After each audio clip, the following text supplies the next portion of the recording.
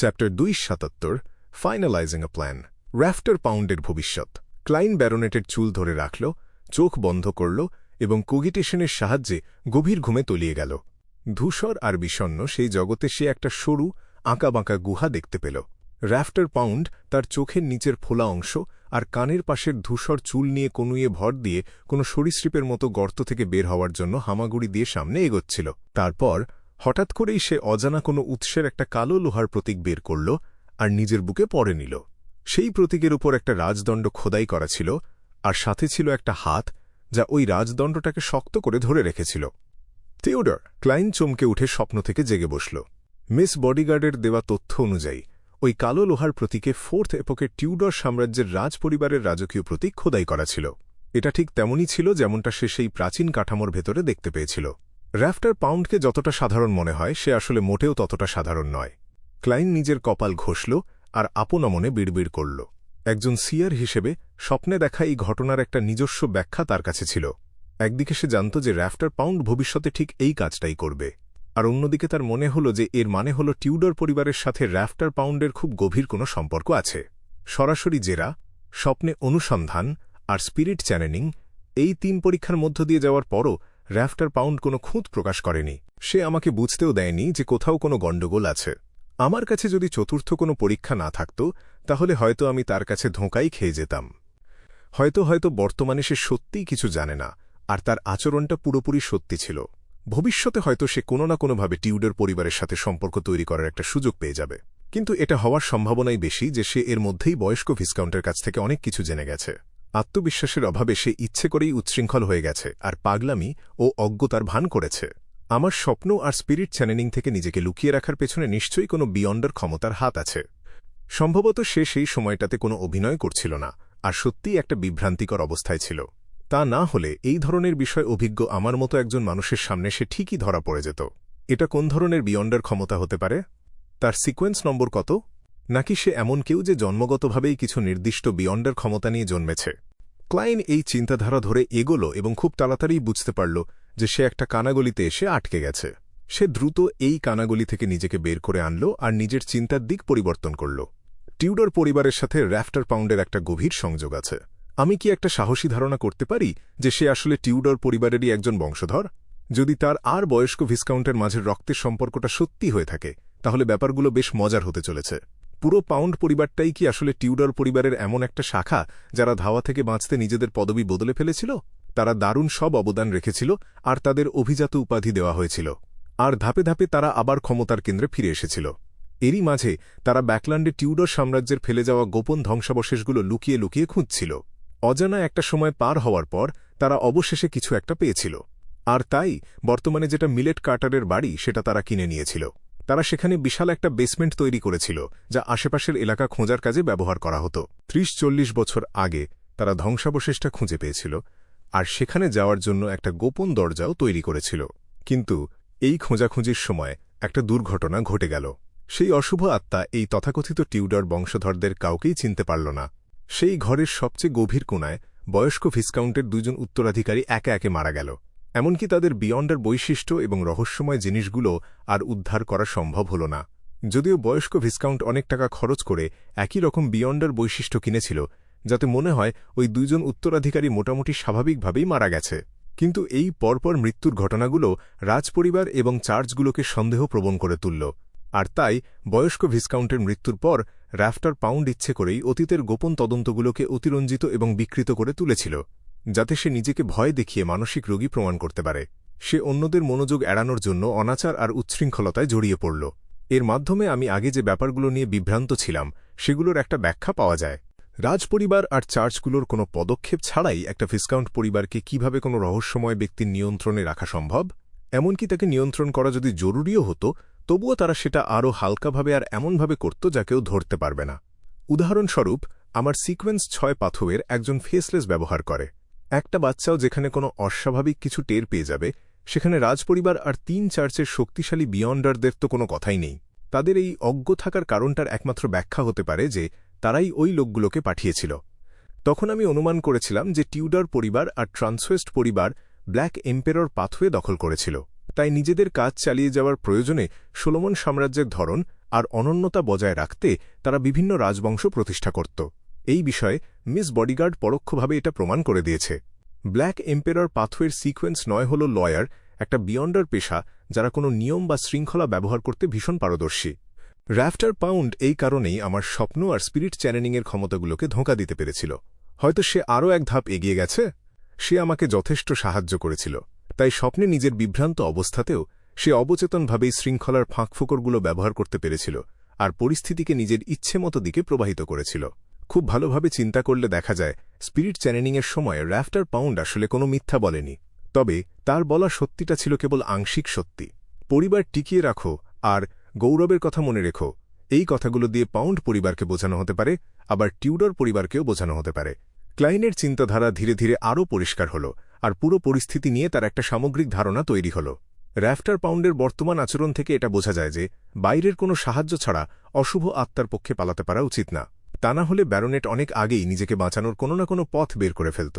সেই অশুভ আত্মা তাকে খুঁজতে আসবে কিনা সেটা কোনো ব্যাপার না। যদি সেটা সিল ভেঙে বের হয়ে কোনো ধ্বংসলীলা চালায়, তাহলেই ভূগর্ভস্থ ধ্বংসাবশেষের সেই গোপন রহস্য রাজপরিবার আর চার্চগুলোর সামনে উন্মোচিত হয়ে যাবে। আর সেটা ঘটলে রাফটার নিশ্চিতভাবেই এই ঝামেলায় জড়িয়ে পড়বে।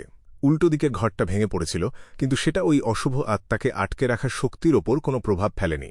এর মানে হল যতক্ষণ পর্যন্ত সবচেয়ে ভেতরের ঘরটা সরাসরি ধ্বংস না করা হচ্ছে, ততক্ষণ অশুভ আত্মাটা কোনোভাবেই পালাতে পারবে না। তাহলে পরিকল্পনা পরিষ্কার। আমি কাসপার্সের কাছ থেকে কিছু বিস্ফোরক কিনে প্রবেশপথটা ধসিয়ে দেব, যাতে কেউ আর ভেতরে ঢুকতে না পারে। আর সেই অশুভ আত্মাটা চিরদিনের জন্য মাটির নিচেই চাপা পড়ে থাকবে। আমি যখন যথেষ্ট শক্তিশালী হব, তখন আমি এটাকে পুরোপুরি শেষ করে দেওয়ার কথা ভাবতে পারি।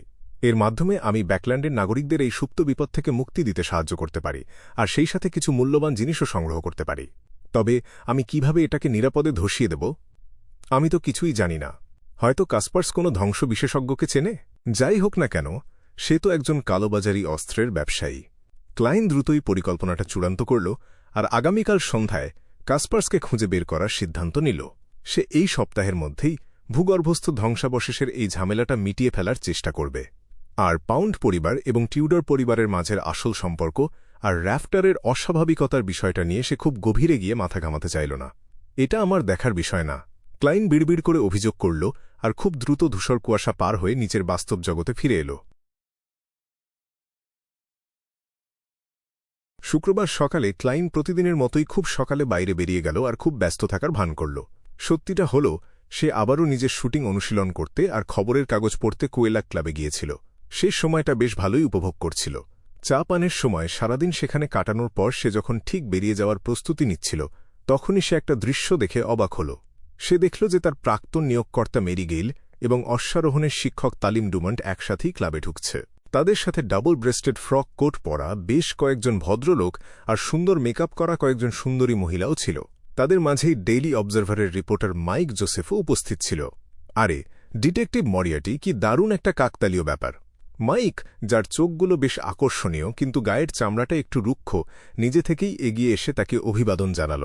ক্লাইন হাসল আর উত্তর দিল, মিস্টার রিপোর্টার, আপনার অনুসন্ধানী খবরের কাজ কি শেষ হয়ে গেছে, আর সেটা আপনার সাহায্যেই সম্ভব হয়েছে। চলুন আমি আপনাদের পরিচয় করিয়ে দিই। ইনি হলেন বিখ্যাত গোয়েন্দা মিস্টার শার্লক মরিয়ার্টি, যিনি তালিমের একজন খুব ভালো বন্ধু। মাইক হাত নেড়ে বলল।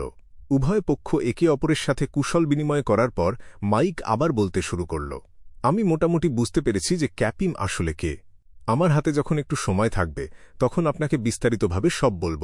সংক্ষেপে বলতে গেলে, আমার কাছে এটা বিশ্বাস করার যথেষ্ট কারণ আছে যে সাইবারের মৃত্যু আসলে সিরিয়াল কিলারের হাতে হয়নি, বরং কেউ সিরিয়াল কিলারের অনুকরণ করে এই কাজ করেছে। আগামীকাল খবরের কাগজেই আমার এই অনুসন্ধানের খবরটা আপনি দেখতে পাবেন। আমি ঠিক এমনটাই ভেবেছিলাম, ক্লাইন জবাবে হাসি মুখে বলল। ঠিক সেই মুহূর্তে মাইকের মনে হল যেন তার হঠাৎ কিছু একটা মনে পড়েছে। সে মেরি গেইলের দিকে মাথা ঘুরিয়ে বলল, ব্যাকল্যান্ডের বায়ুদূষণ পরিস্থিতি আর এর সমাধানের বিষয়ে একটা সাক্ষাৎকারের জন্য আমি আপনার কাছ থেকে সময় নেব। তবে খবরের কাগজের পৃষ্ঠা আর সময়টা চূড়ান্ত করার জন্য আপনাকে আগে থেকেই আমার প্রধান সম্পাদকের সাথে যোগাযোগ করতে হবে। মেরির চোখ আনন্দে উজ্জ্বল হয়ে উঠল। ঠিক আছে, আপনাকে অনেক অনেক ধন্যবাদ মাইক। এমন একটা দারুণ আইডিয়া আমার মাথায় আগে কেন এলো না? এটা কি ন্যাশনাল অ্যাটমসফেরিক পলিউশন কাউন্সিলের প্রচারের জন্য? এই রিপোর্টার মাইকের সত্যিই বেশ ভালো অভিজ্ঞতা আছে।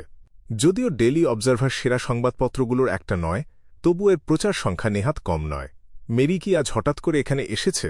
কারণ হাউস অফ কমন্সের অন্য সদস্যরা যারা এই ক্লাবেরও সদস্য, তারা আজ এখানে আসছিল। এই ধরনের প্রাইভেট ক্লাবগুলো রাজনীতি আর ব্যবসার জন্য আসলেই বেশ মানানসই। ক্লাইন যেন পুরো বিষয়টা পরিষ্কারভাবে বুঝতে পারল, আর সে সময় হওয়ার আগেই সবার কাছ থেকে বিদায় নিয়ে নিল। একজন ফেসলেস হওয়ার আগে সে এই ধরনের উচ্চ পর্যায়ের ব্যাপারগুলোতে একদমই জড়াতে চাইল না।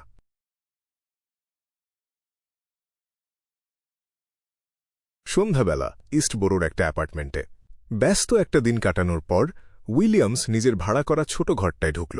তার উদ্দেশ্য ছিল নিজের কোটটা বদলানো, কিছু টাকা নেওয়া, মদ খাওয়ার জন্য পাবে যাওয়া, আর সেখানেই রাতের খাবারটা সেরে ফেলা। অন্ধকার আর বিষণ্ণ সেই ঘরের ভেতর সে হঠাৎ করেই নিজের কোটটা পরতে গিয়ে থেমে গেল। সে জানালার পাশে একটা ছায়ামূর্তিকে দাঁড়িয়ে থাকতে দেখল। সেই মূর্তিটার মুখটা হুডের ছায়ার কারণে পুরোপুরি ঢাকা ছিল। লেনেভুসকে খোঁজার কথা তোমাকে কে বলেছিল? সেই কালো ছায়ামূর্তিটা খুব নিচু আর ধীর গলায় প্রশ্ন করল। উইলিয়ামস খুব দ্রুত নিজের কোটটা পরে নিল, ঢোক গিলল আর বলল, আমার এক বন্ধু আছে, একজন বাউন্টি হান্টার। বাউন্টি হান্টার বলতে সেই সব রোমাঞ্চপ্রেমীদের বোঝানো হয় যারা বিভিন্ন পুরস্কারের টাকাকেই নিজেদের উপার্জনের প্রধান উৎস হিসেবে ব্যবহার করে। ইস্টবোরো আর ব্যাকল্যান্ডে এমন অনেক বাউন্টি হান্টারই ছিল। সে হঠাৎ করে লেনেভুসকে খুঁজতে শুরু করল কেন? এই পুরস্কারটা তো অনেকদিন আগেই ঘোষণা করা হয়েছিল। সেই কালো ছায়ামূর্তিটা ছিল অত্যন্ত লম্বা। সে ধাপে ধাপে উইলিয়ামসের দিকে এগিয়ে আসতে লাগল। আমি জানি না, হয়তো সে শুধুই আরেকটা পুরস্কার পাওয়ার চেষ্টা করতে চেয়েছিল। উইলিয়ামস খুব ছোট একটা পা পেছনে ফেলল। সেই কালো মূর্তিটা কর্কশ গলায় চাপ দিয়ে জিজ্ঞেস করল, সে কে? উইলিয়ামস মুহূর্তের মাঝেই একটা দ্বিধায় পড়ে গেল, কিন্তু কয়েক সেকেন্ড পর সে কাঁপা কাঁপা গলায় উত্তর দিল, শিও শিও দেরেচা। আমি জানি না সে কোথায় থাকে। খুব ভালো, খুব সৎ। সেই কালো মূর্তিটা হাত বাড়িয়ে উইলিয়ামসের গায়ে চাপড় দিল। আর কোনো কথা না বাড়িয়ে সে সোজা দরজার দিকে হেঁটে গেল। উইলিয়ামস মনে মনে স্বস্তির একটা নিঃশ্বাস ফেলল। সে এটা ভেবে শান্তি পেল যে অপরাধ জগতে তার এই দীর্ঘ অভিজ্ঞতা তাকে আজ বাঁচিয়ে দিয়েছে। যখন তোমার সাহসী হওয়া উচিত না, তখন খামোখা বীরত্ব দেখাতে যেও না। ঠিক সেই মুহূর্তে সে দেখতে পেল যে ছায়ামূর্তিটা নিজের আঙুলে তুড়ি বাজাল। পটাশ! উইলিয়ামসের চিন্তাশক্তি মুহূর্তেই জমে গেল। হঠাৎ করেই তার শরীরটা টুকরো টুকরো হয়ে সব দিকে ছড়িয়ে পড়ল। চারপাশের মাটি আর দেওয়াল রক্ত আর মাংসে মাখামাখি হয়ে গেল। তারপর ছায়ামূর্তিটা গ্যাস পাইপটা ভেঙে ফেলল। পাইপ থেকে শোঁসো শব্দে গ্যাস বেরিয়ে আসার মাঝেই সে উইলিয়ামসের ডেস্ক থেকে মোমবাতিটা তুলে নিল এবং সলতের সাথে ঘষল। সেই কালো ছায়াটা সাথে সাথেই সেখান থেকে বেরিয়ে গেল। কয়েক মিনিট পর মোমবাতিটা হঠাৎ করেই নিজে থেকে জ্বলে উঠল। বুম! বিস্ফোরণের কারণে সবকিছু একেবারে ধ্বংস হয়ে গেল।